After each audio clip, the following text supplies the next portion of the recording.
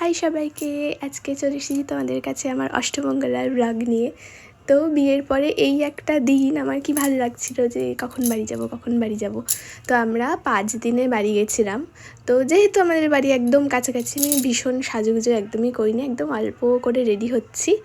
আর বীভৎস গরম ছিল সেই দিন, মানে কেউ বলবে না যে আমাদের ফাল্গুন মাসে বিয়ে হয়েছে, এত গরম।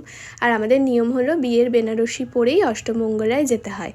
তো আর বিয়ের জোরটা লাগে, তো আমি বিয়ের বেনারসিটাই পরেছি। এই যে আমরা দুজন রেডি হয়ে গিয়েছি, আর তারপরে এখানে ওই যে ঘরটা ছিল ঘরটাকে প্রণাম করে, মা বাবাকে প্রণাম করে আমরা বেরিয়ে পড়ছি, বাড়িও চলে এসেছি।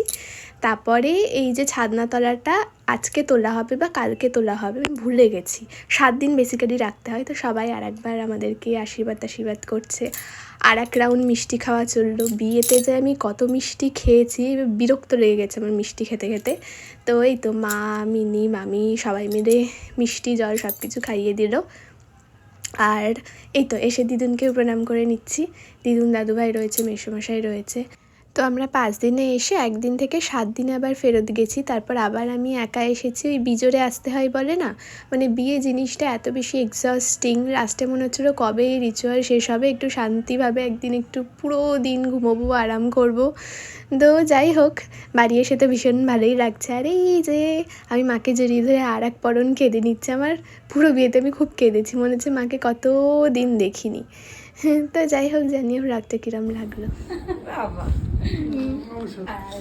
এই তো বিকালবেলায় চিকেন পকোড়া করিয়ে নেবে